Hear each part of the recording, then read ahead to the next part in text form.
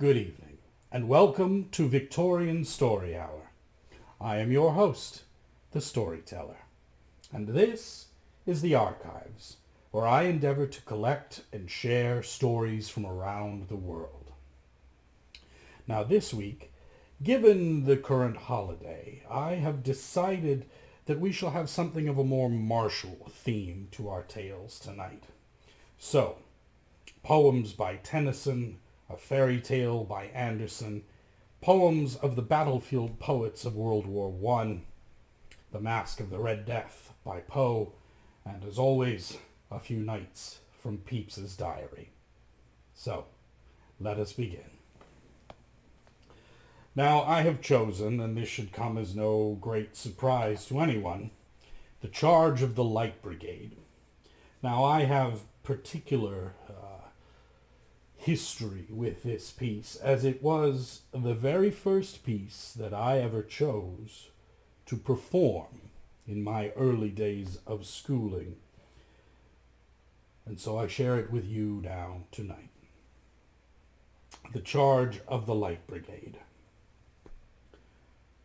Half a league, half a league, half a league onward, all in the valley of death rode the 600.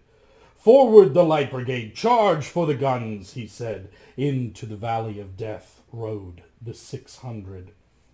Forward the Light Brigade. Was there a man dismayed? Not though the soldier knew someone had blundered. Theirs not to make reply, theirs not to reason why, theirs but to do and die. Into the valley of death rode the 600.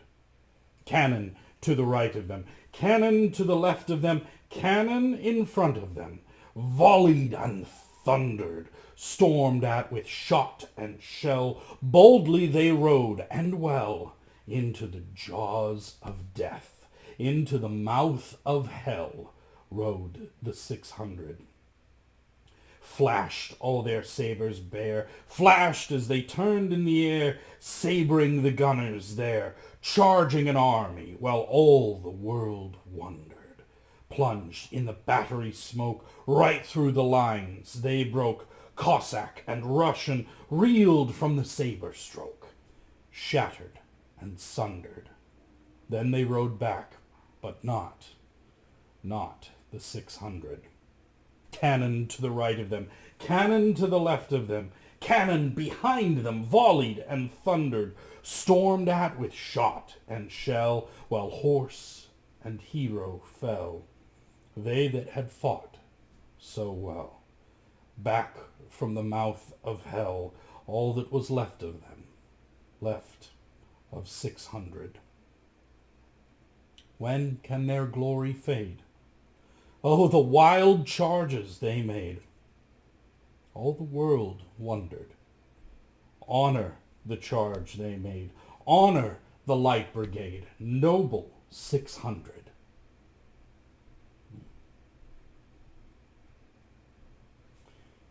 We have a long history of conflict, humanity. This from the Crimean War. This from the First World War. We shall have other poems and tales as we go along. Many of them from war, many of them about war. For as old as it is, I don't know that we ever truly comprehend what we have wrought with war.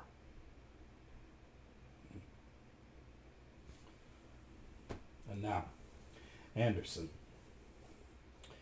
and the Steadfast Tin Soldier.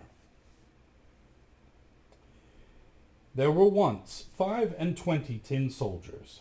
They were all brothers, because they had all been born from one old tin spoon. They carried rifles on their shoulders, and they held their heads up and looked straight in front of them. Their uniforms were red and blue, and very fine indeed. The very first thing they heard in this world, when the lid of the box in which they lay was taken off, was the word, "Tin soldiers!" shouted by a small boy as he clapped his hands. He had been given them because it was his birthday, and he now set them out on the table. One soldier looked exactly like another, only a single one of them was a little different. He had one leg, because he had been cast the last, and there wasn't enough tin left. Yet he stood just as firm on his one leg as the others did on their two, and he's the one that the story is really about. On the table where they were set out were many other toys, but the one that caught the eye most was a fine cardboard castle. Through the little windows you could see right into the rooms. Outside stood little trees round a little mirror which was meant to look like a lake. Wax swans swam on it and were reflected there. It was altogether charming. But the most charming thing about it was undoubtedly a little young lady who stood in the middle of the castle door. She was cut out of cardboard too, but she wore a skirt of the finest linen and a narrow blue ribbon draped round her shoulders. This was fastened in the middle by a shining spangle as big as the whole of her face. This little lady stretched both her arms out, for she was a dancer, and raised one leg so high in the air that the tin soldier could not find it at all, and believed that she had only one leg, like himself. She'd be the wife for me, he thought, but she's of very high birth. She lives in a castle, and I have only a box. Besides, there are 25 of us, and there isn't room for her. But I can try to make her acquaintance. And so he lay down, full length, behind a snuff-box, which stood on the table, and from there he had a good view of the fine little lady, who continued to stand on one leg without losing her balance. When it was late in the evening, all the tin soldiers were put in their box, and the people of the house went to bed. And now the toys began to play. They played at visiting, and soldiers, and going to fine balls. The tin soldiers rattled in their box, for they wanted to join in, but they couldn't get the lid off. The nutcrackers jumped head over heels, and the slate pencil made a dreadful noise on the slate. There was such a row that the canary woke up and began to chat with them, in verse, too. There were only two who didn't move from their places, and they were the tin soldier and the little dancer. She held herself so upright upon the tip of her toes, with both arms stretched out.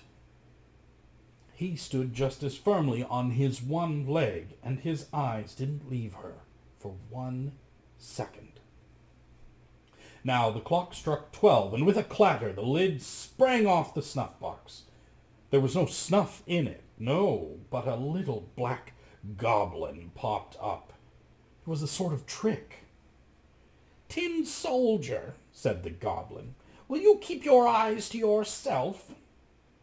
But the tin soldier pretended he hadn't heard. "Just you wait till tomorrow," said the goblin. When morning came, and the children were up, the tin soldier was put over on the window ledge, and whether it was the goblin or a draught that did it, the window suddenly swung open, and out fell the tin soldier, head first, from the 3rd story. He fell at a dreadful pace, his leg in the air, and ended up upon his head, with his bayonet stuck between the paving stones. The maid and the small boy went down at once to look for him, but although they came very near to treading on him, they still couldn't see him. If the tin soldier had shouted, "Here I am," they would have found him right enough, but he considered it wasn't done to cry out when he was in uniform. Now it began to rain, and the drops fell thicker and thicker until it was a regular shower. When it was over, a couple of street urchins came by. "Look," said one of them, "there's a tin soldier. He must go for a sail." And so they made a boat from a newspaper, put the tin soldier in the middle, and away he sailed down the gutter. Both the boys ran along by his side, clapping their hands. Heavens above, what waves there were in the gutter, and what a current there was! It had been a real downpour. The paper boat tossed up and down, and every now and then whirled round so quickly that the tin soldier became quite giddy. But he remained steadfast, and without moving a muscle, he looked straight in front of him and kept his rifle on his shoulder. All at once the boat was driven into a long stretch of gutter that was boarded over, and here it was quite as dark as it was in the box at his home. "I wonder where I shall get to now," he thought. Yes, it's all the goblin's fault, and if only the young lady were here in the boat, it might be twice as dark for all I'd care." At that very moment there appeared a great water rat that lived under the gutter boarding. "Have you got your passport?" asked the rat. "This was with your passport." But the tin soldier said nothing, and held his rifle even more tightly. The boat was carried along, and the rat followed. Oh, how it ground its teeth and shouted to sticks and straws. "Stop him! Stop him! He's not paid his toll! He's not shown his passport!" But the current grew stronger and stronger. The tin soldier could already catch a glimpse of daylight ahead where the boarding left off. But he also heard a roaring which was quite enough to terrify a bolder man than he. Just imagine. Where the boarding ended, the gutter emptied straight out into a big canal. It would be just as dangerous for him to be swept into that as it would be for us to go sailing over a great waterfall. He was already so close to it now that he could not stop himself. The boat swept out. The poor tin soldier held himself as stiffly as he could. No one should say of him that he so much as blinked an eyelid. The boat spun round 3 or 4 times and filled with water right up to the brim, so that nothing could stop it from sinking. The tin soldier stood up on the deck, neck deep in water, and the boat sank deeper and deeper. The paper became looser and looser, and now the water flowed over the soldier's head. Then he thought of the pretty little dancer, whom he could never see again, and these words rang in the tin soldier's ears. "Onward, onward, warrior, death's what you must suffer." Now the paper parted, and the tin soldier fell through, and he was at once swallowed by a big fish. Oh, how dark it was inside. It was even worse than it was under the gutter boarding, and it was so cramped, too. But the tin soldier remained steadfast, and lay full length with his rifle on his shoulder. The fish twisted and turned about in the most frightening manner.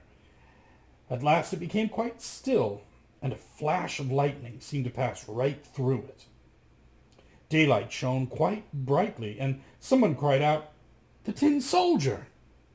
The fish had been caught, taken to market, sold, and brought up to the kitchen, where the maid had cut it open with a big knife. She picked the soldier up by the waist with 2 fingers and took him into the living room, where they all wanted to see the remarkable man who had travelled about inside a fish. But the tin soldier's head was not a bit turned by their admiration.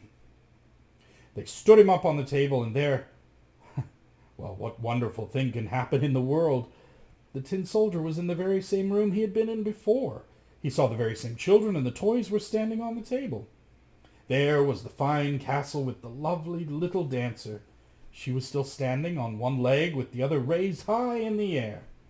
She, too, was steadfast. The tin soldier was deeply moved.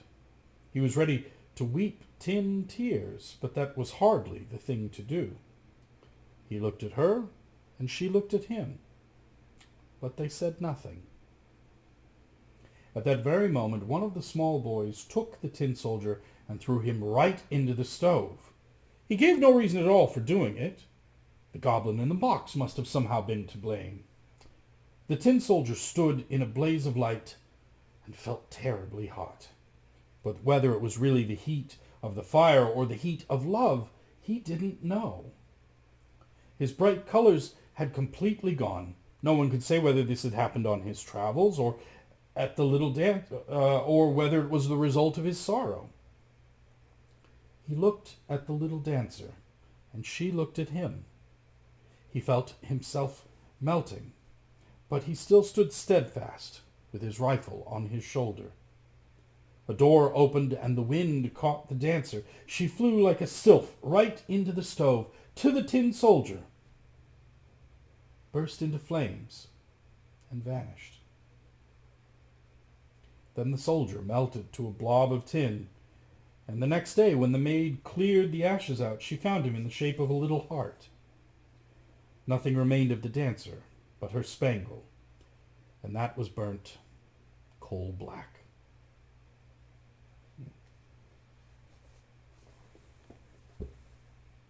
He traveled all over the world, survived all his many adventures, returned to his love, a love unspoken, a love unrequited. And in that last moment, I'd like to think, in that flash in the fire, that perhaps they found joy together. Perhaps not. Now, to the battlefield. The trenches of the Great War. We will begin with Sassoon.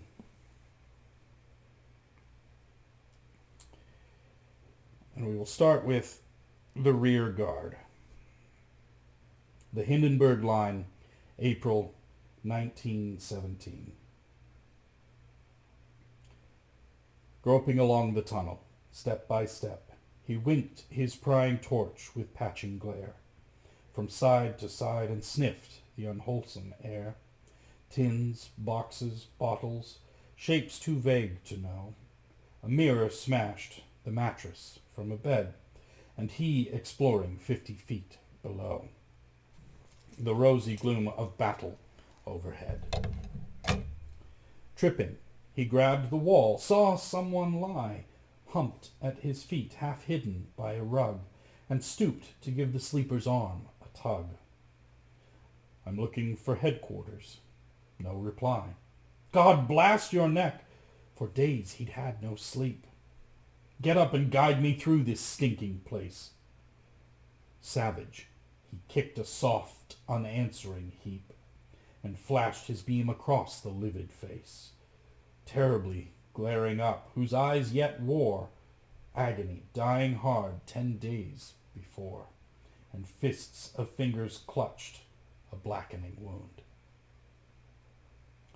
Alone, he staggered on until he found dawn's ghost that filtered down a shafted stair to the dazed, muttering creatures underground, who hear the boom of shells in muffled sound. At last, with sweat of horror in his hair, he climbed through darkness to the twilit air, unloading hell behind him, step by step.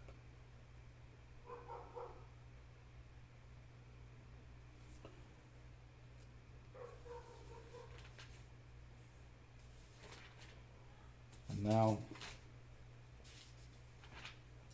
Wilfred Owen.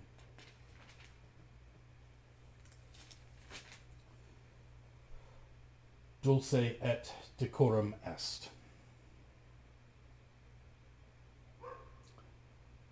Bent double, like old beggars under sacks, knock-kneed, coughing like hags, we cursed through sludge, till on the haunting flares we turned our backs, and towards our distant rest began to trudge.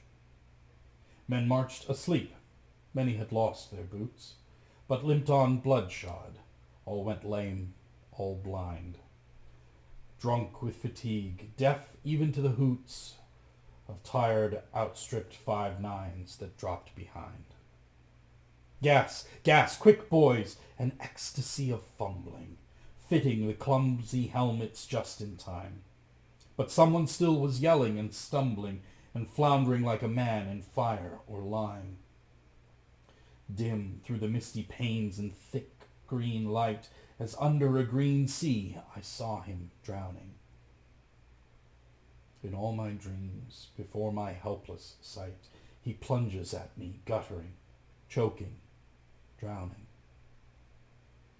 If in some smothering dreams you too could pace behind the wagon that we flung him in, and watch the white eyes writhing in his face, his hanging face like a devil's sick of sin, if you could hear at every jolt the blood come gargling from the froth-corrupted lungs, obscene as cancer, bitter as the cud of vile, incurable sores on innocent tongues.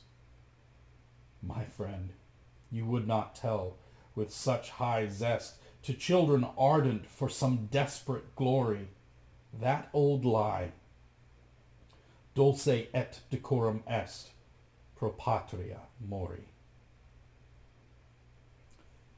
That particular bit of Latin is from Horace, and it translates similarly to what the tin soldier said. It translates to, "It is sweet and meet to die for one's country, sweet and decorous."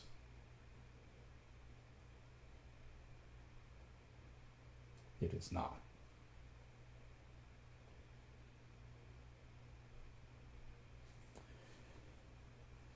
Strange meeting.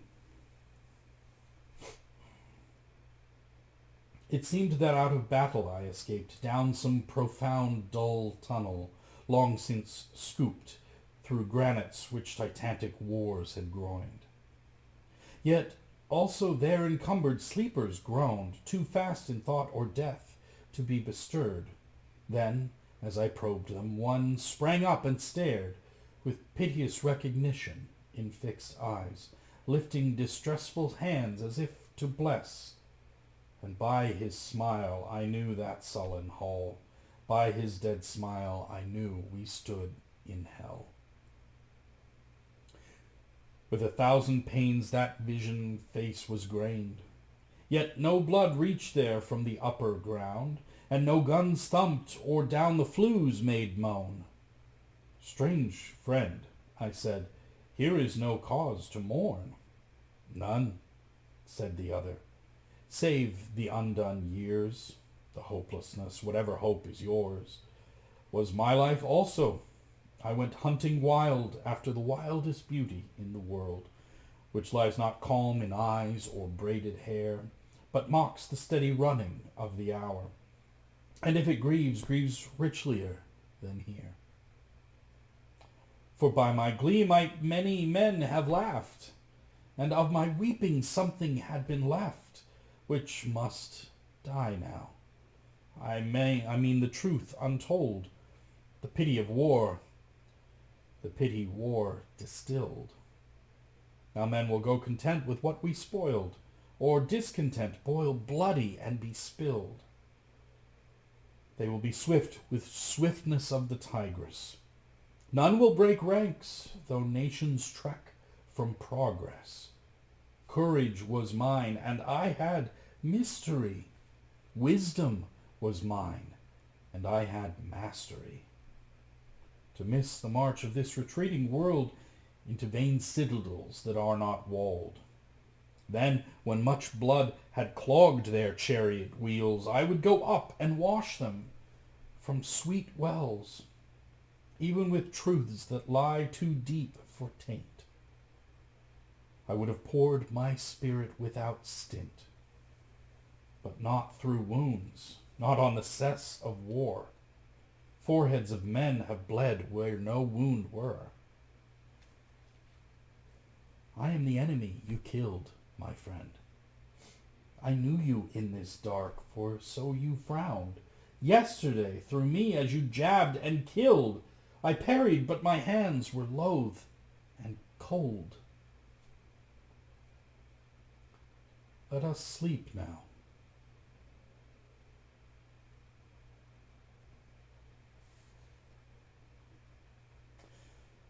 One more. SIW, which stands for self-inflicted wound. It has a preface. I will to the king, and offer him consolation for his trouble. For that man there has set his teeth to die, and being one that hates obedience, discipline, and orderliness of life, I cannot mourn him. Yeats. The prologue. Patting goodbye, doubtless they told the lad he'd always show the Hun a brave man's face. Father would sooner him dead than in disgrace. Was proud to see him going, aye, and glad. Perhaps his mother whimpered how she'd fret until he got a nice, safe wound to nurse. Sisters would wish girls, too, could shoot, charge, curse. Brothers would send him his favorite cigarette. Each week, month after month, they wrote the same, thinking him sheltered in some YM hut, because he said so, writing on his butt, where once an hour a bullet missed its aim. And Mrs. teased the hunger of his brain. His eyes grew old with wincing, and his hand, reckless with ague, courage leaked as sand from the best sandbags after years of rain. But never leave, wound, fever, trenchfoot, shock, untrapped the wretch, and death seemed still withheld, for torture of lying machinally shelled at the pleasure of this world's powers who'd run amok. He'd seen men shoot their hands on night patrol. Their people never knew, yet they were vile. Death sooner than dishonor, that's the style, so father said. The action. One dawn our wire patrol carried him. This time death had not missed. We could do nothing but wipe his bleeding cough. Could it be an accident? Rifles go off. Not sniped? No. Later they found the English ball. The poem. It was the reason crisis of his soul, against more days of inescapable thrall, against infrangibly wired and blind trench wall, curtained with fire, roofed in with creeping fire, slow grazing fire that would not burn him whole, but kept him for death's promises and scoff, and life's half-promising, and both their riling. The epilogue. With him they buried the muzzle his teeth had kissed, and truthfully wrote the mother, Tim died smiling.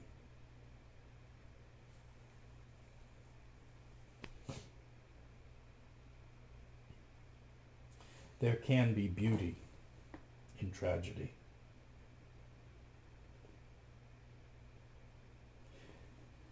I think more, though, that these are an attempt to make sense of the insensible, to understand something so outside the kin of man,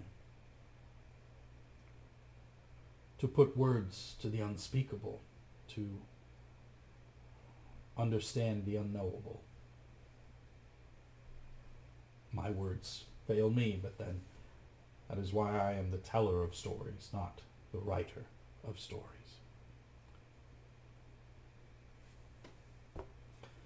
And now, to Master Poe, and one of his long-loved classics, The Masque of the Red Death. The Red Death had long devastated the country. No pestilence had ever been so fatal or so hideous. Blood was its avatar and its seal, the redness and the horror of blood. There were sharp pains and sudden dizziness, and then profuse bleeding at the pores with dissolution. The scarlet stains upon the body, and especially upon the face of the victim, were the pest ban which shut him out from the aid and from the sympathy of his fellow men. And the whole seizure, progress, and termination of the disease were the incident of half an hour. But the Prince Prospero was happy and dauntless and sagacious. When his dominions were half depopulated, he summoned to his presence 1,000 hale and light-hearted friends from among the knights and dames of his court, and with these retired to the deep seclusion of one of his castellated abbeys.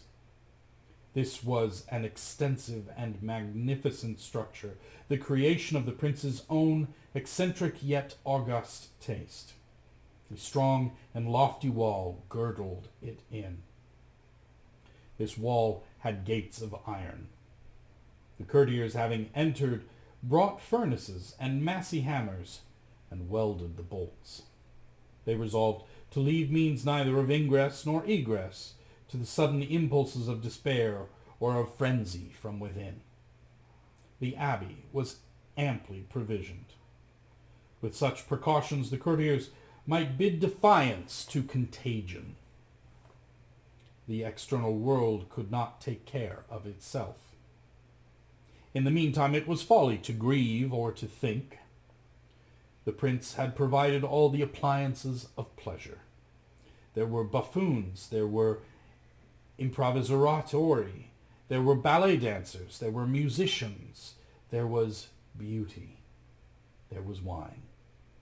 All these and security were within. Without was the Red Death.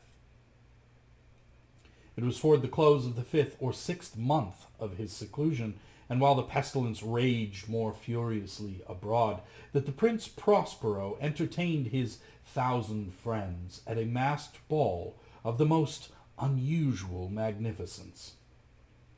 It was a voluptuous scene, that masquerade. But first let me tell of the rooms in which it was held. There were 7, an imperial suite.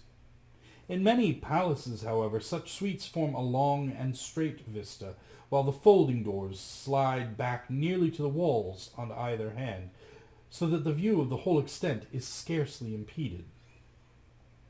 Here the case was very different, as might have been expected from the Duke's love of the bizarre. The apartments were so irregularly disposed that the vision embraced but little more than one at a time. There was a sharp turn at every 20 or 30 yards, and at each turn a novel effect. To the right and left, in the middle of each wall, a tall and narrow Gothic window looked out upon a closed corridor, which pursued the windings of the suite. These windows were of stained glass, whose color varied in accordance with the prevailing hue of the decorations of the chamber into which it opened. That at the eastern extremity was hung, for example, in blue, and vividly blue were its windows. The second chamber was purple in its ornaments and tapestries, and here the panes were purple. The third was green throughout, and so were the casements. The fourth was furnished and lighted with orange, the 5th with white, the 6th with violet. The 7th apartment was closely shrouded in black velvet tapestries that hung all over the ceiling and down the walls, falling in heavy folds upon a carpet of the same material and hue. But in this chamber only, the color of the windows failed to correspond with the decorations. The panes here were scarlet, a deep blood color. Now, in no one of the 7 apartments was there any lamp or candelabrum amid the profusion of golden ornaments that lay scattered to and fro or depending from the roof. There was no light of any kind emanating from lamp or candle within the suite of chambers. But in the corridors that followed the suite there stood, opposite to each window, a heavy tripod bearing a brazier of fire that projected its rays through the tinted glass and so glaringly illumined the room. And thus were produced a multitude of gaudy and fantastic appearances. But in the western or black chamber, the effect of the firelight that streamed upon the dark hangings through the blood-tinted panes was ghastly in the extreme, and produced so wild a look upon the countenances of those who entered, that there were few of the company bold enough to set foot within its precincts at all. It was in this apartment also that there stood against the western wall a gigantic clock of ebony. Its pendulum swung to and fro with a dull, heavy, monotonous clang, and when the minute hand made the circuit of the face, and the hour was to be stricken, there came from the brazen lungs of the clock a sound which was clear and loud and deep and exceedingly musical, but of so peculiar a note and emphasis that, at each lapse of an hour, the musicians of the orchestra were constrained to pause momentarily in their performance to hearken to the sound, and thus the waltzers perforce ceased their evolutions, and there was a brief disconcert of the whole gay company. And while the chimes of the clock yet rang, it was observed that the giddiest grew pale, and the more aged and sedate passed their hands over their brows, as if in confused reverie or meditation.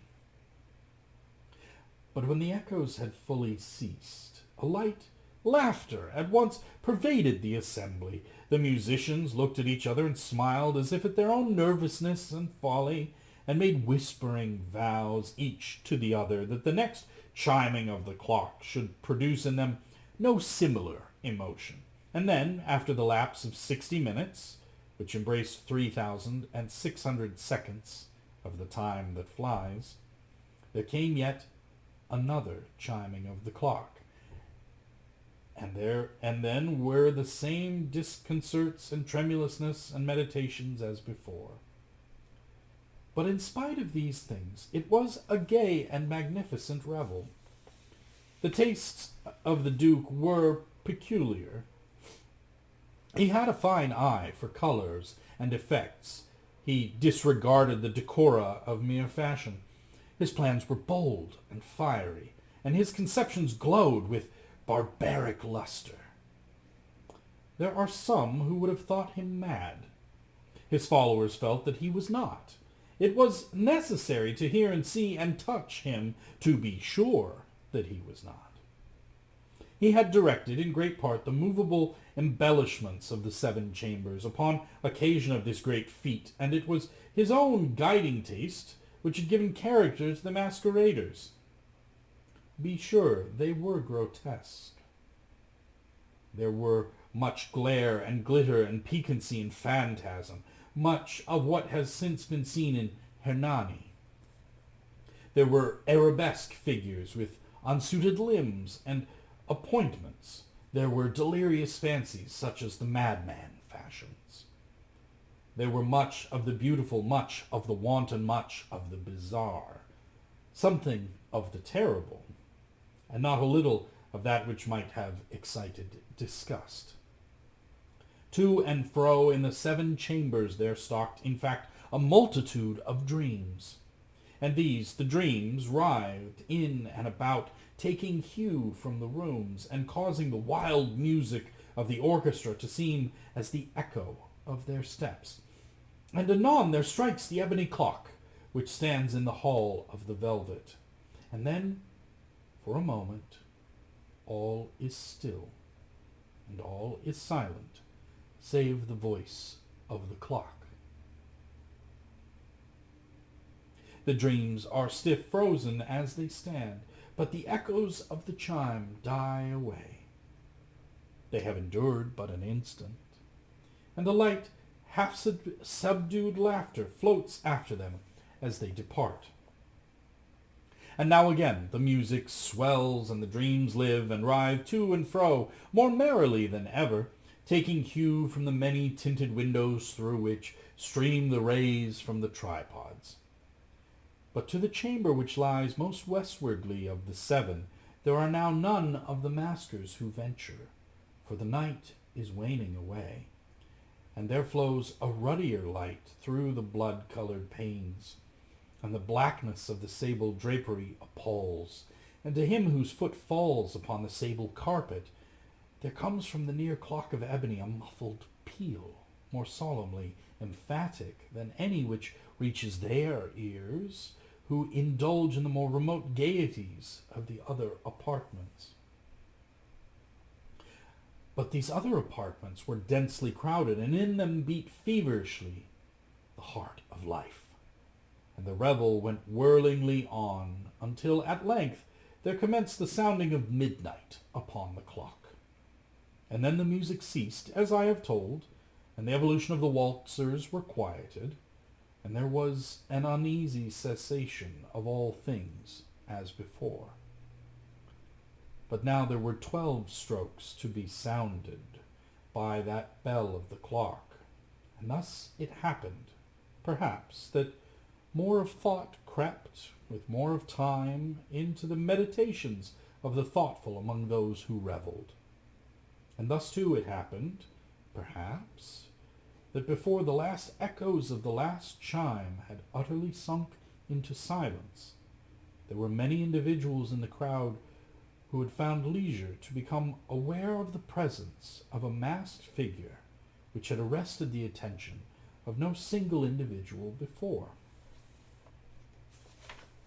And the rumor of this new presence having spread itself whisperingly around, there arose at length from the whole company a buzz or murmur, expressive of disapprobation and surprise, then, finally, of terror, of horror, and of disgust.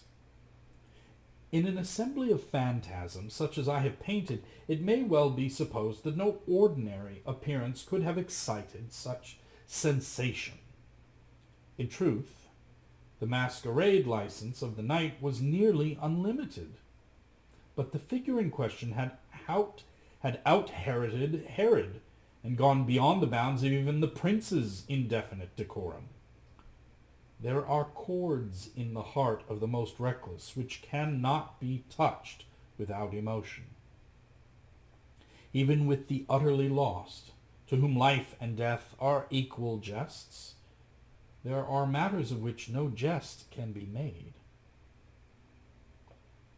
The whole company, indeed, seemed now deeply to feel that in the costume and bearing of the stranger neither wit nor propriety existed. The figure was tall and gaunt, and shrouded from head to foot in the habiliments of the grave.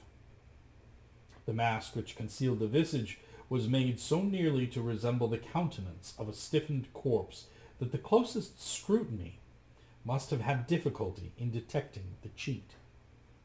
And yet all this might have been endured, if not approved, by the mad revellers around.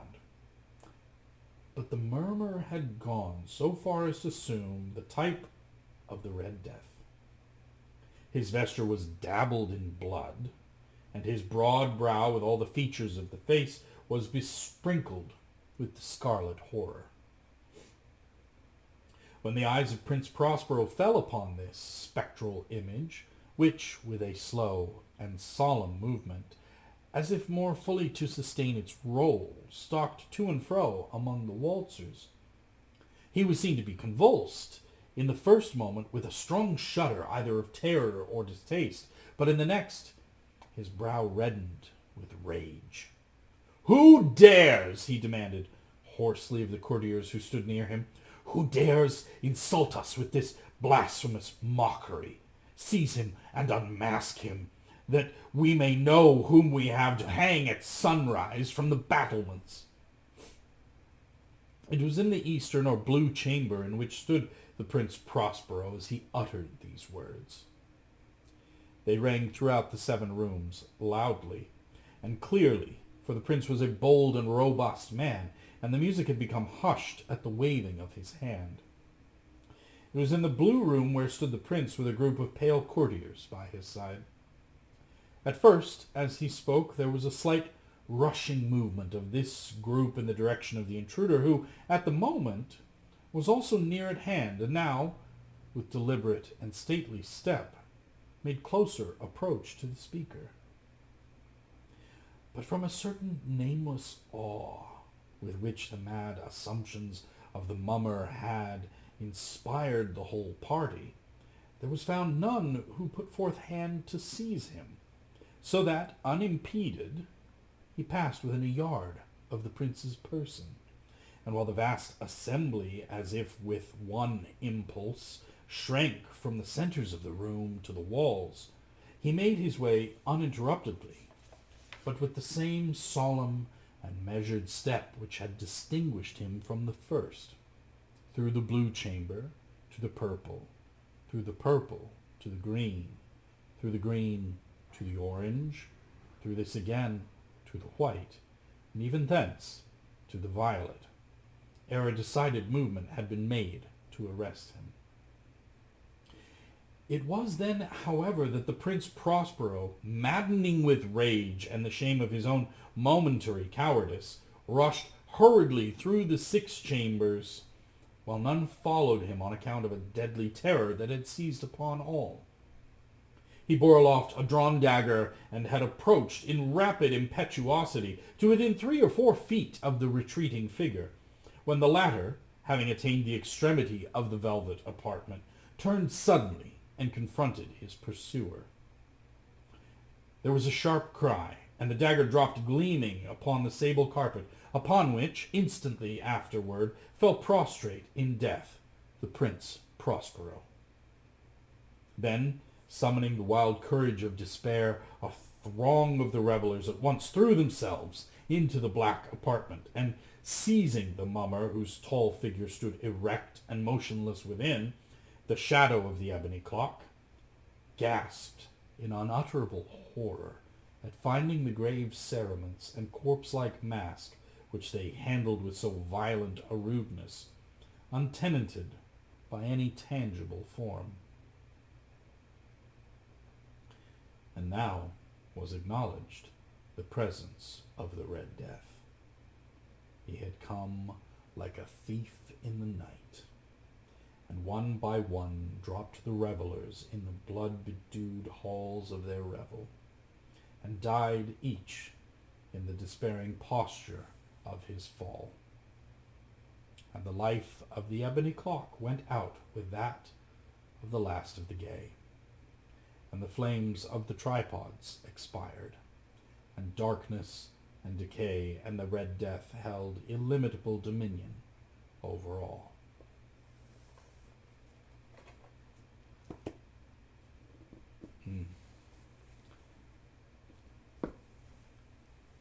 Certainly seems a commentary on contagion and isolation and pandemic, and how perhaps, I wonder if they had helped their fellow humans, if they had worked together, if their fate might have been avoided rather than rushing and reveling and denying the needs of others. Perhaps. Who knows? Well, we come again finally to the diary of Samuel Pepys.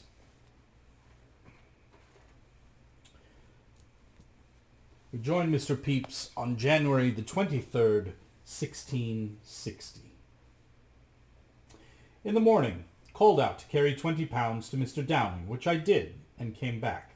And finding Mr. Pierce, the surgeon, I took him to the axe and gave him his morning draught. Thence to my office, and there did nothing but make up my balance.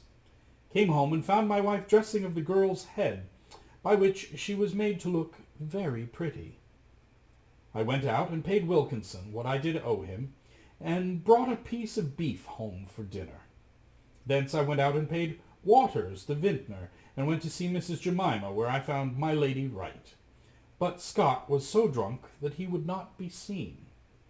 Here I stayed and made up Mrs. Ann's bills, and played a game or two at cards, and thence to Westminster Hall, it being very dark.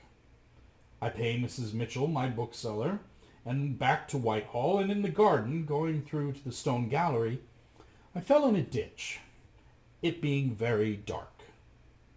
At the clerk's chambers I met with Simons and Llewellyn, and went with them to Mr. Mount's chamber at the cockpit, where we had some rare pot venison and ale to abundance till almost 12 at night, and after a song round we went home. This day the Parliament sat late, and resolved of the Declaration to be printed for the people's satisfaction, promising them a great many good things. January the 24th. In the morning to my office, where after I had drank my morning draught at Will's with Ethel and Mr. Stevens, I went and told part of the excise money till 12 o'clock, and then called on my wife and took her to Mr. Pierce's, she in the way being exceedingly troubled with a pair of new pattens, and I vexed to go so slow, it being late. There, when we came, we found Mrs. Carrick very fine, and one Mr. Lucy, who called one another husband and wife. And after dinner, a great deal of mad stir. There was pulling off Mrs. Bride's and Mr. Bridegroom's ribbons, with a great deal of fooling among them that I and my wife did not like.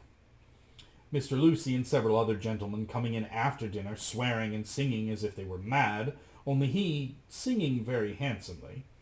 There came in afterwards Mr. Southorn, clerk to Mr. Blackburn, and with him Lieutenant Lambert, lieutenant of my lord's ship, and brought with them the declaration that came out today from the Parliament, wherein they declare for law and gospel and for tithes. But I do not find people apt to believe them. After this taking leave, I went to my father's, and my wife staying there, he and I went to speak with Mr. Crumlin. In the meantime, while it was 5 o'clock, he being in the school, we went to my cousin Tom Pepys' shop, the turner in Paul's churchyard, and drank with him a pot of ale.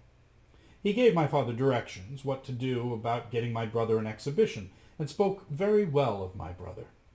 Thence back with my father home, where he and I spoke privately in the little room to my sister's Paul about her stealing of things, as my wife's scissors and my maid's book, at which my father was much troubled. Hence home with my wife, and so to Whitehall, where I met with Mr. Hunt and Llewellyn, and drank with them at Marsh's, and afterward we went up and writ to my lord by the post. This day the Parliament gave order that the late Committee of Safety should come before them this day Senate, and all their papers and their model of government that they had made to be brought in with them. So home, and talked with my wife about our dinner on Thursday.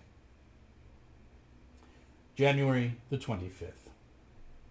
Called up early to Mr. Downing. He gave me a character, such a one as my lord's, to make perfect, and likewise gave me his order for £500 to carry to Mr. Frost, which I did, and so to my office, where I did do something about the character till 12 o'clock. Then home, and found my wife and the maid at my lord's, getting things ready against tomorrow. I went by water to my uncle White's to dinner, where I met my father, where we alone had a fine pull of ling to dine. After dinner I took leave, and coming home, heard that in Cheapside there had been but a little before a gibbet set up, and the picture of Hewson hung upon it in the middle of the street. I called at Paul's churchyard, where I bought Buxtefour's Hebrew grammar, and read a declaration of the gentlemen of Northamptonshire, which came out this afternoon. Hence to my father's, where I stayed with my mother a while, and then to Mr. Crewe's about a picture to be sent into the country of Mr. Thomas Crewe to my lord. So to my Lady Wright to speak with her, but she was abroad. So Mr. Evans, her butler, had me into his buttery and gave me sack and a lesson on his lute, on which he played very well. Hence I went to my lord's, and got most things ready against tomorrow, as fires and laying the cloth, and my wife was making of her tarts and larding of her pullets till 11 o'clock. This evening Mr. Downing sent for me and gave me order to go to Mr. Jessup for his papers concerning his dispatch to Holland, which were not ready, only his order for a ship to transport him he gave me. To my lord's again, and so home with my wife, tired from this day's work. January the 26th. To my office again for £20 to carry to Mr. Downing, which I did, and back again. Then came Mr. Frost to pay Mr. Downing his £500, and I went to him for the warrant and brought it to Mr. Frost, and called for some papers at Whitehall for Mr. Downing, one of which was an order of the council for £1,800 per annum to be paid monthly every month, and the other two orders to the commissioners of the customs to let his goods pass free. home from my office to my lord's lodgings, where my wife was got ready a very fine dinner, viz. A dish of marrow bones, a leg of mutton, a loin of veal, a dish of fowl, 3 pullets, and 2 dozen of larks, all in a dish, a great tart, a neat's tongue, a dish of anchovies, a dish of prawns, and cheese. My company was my father, my uncle Fenner, his 2 sons, Mr. Pierce, and all their wives, and my brother Tom. We were as merry as I could frame myself to be in that company. Joyce, talking after the old rate and drinking hard, vexed his father and mother and wife, and I did perceive that Mrs. Pierce, her coming so gallant, that it put the 2 young women quite out of courage. When it became dark, they all went away, but Mr. Pierce and Mr. Joyce and their wives and Tom, and drank a bottle of wine afterwards, so that Will did heartily anger his father and mother by staying. At which I and my wife were very much pleased. Then they all went, and I fell to writing of 2 characters for Mr. Downing, and carried them to him at 9 o'clock at night. And he did not like them, but corrected them, and so that tomorrow I am to do them anew. To my lord's lodging again, and sat by the great log, it being now a very good fire, with my wife, and eat a bit, and so home. The news this day is a letter that speaks absolutely Monk's concurrence with this Parliament and nothing else, which yet I hardly believe. After dinner today, my father showed me a letter from my uncle Rob, in answer to my last concerning my money, which I would have out of my cousin Beck's hand, wherein Beck desires it 4 months longer, which I know not how to spare. And so we leave Master Pepys there with his conundrums of characters and monies. This has been a darker selection of tales, perhaps, than we are used to here. And yet, I think it bears reminding and remembering that not all tales have happy endings, and that not all storytellers relish in joy. There is value in hearing the darker side. There is caution, there are lessons, there is wisdom.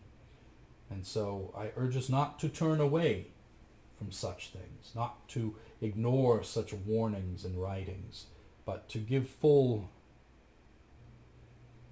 consideration to the darker parts of ourselves, in hopes that we might better understand one another. Until next time, I am the storyteller, and I bid you happy reading.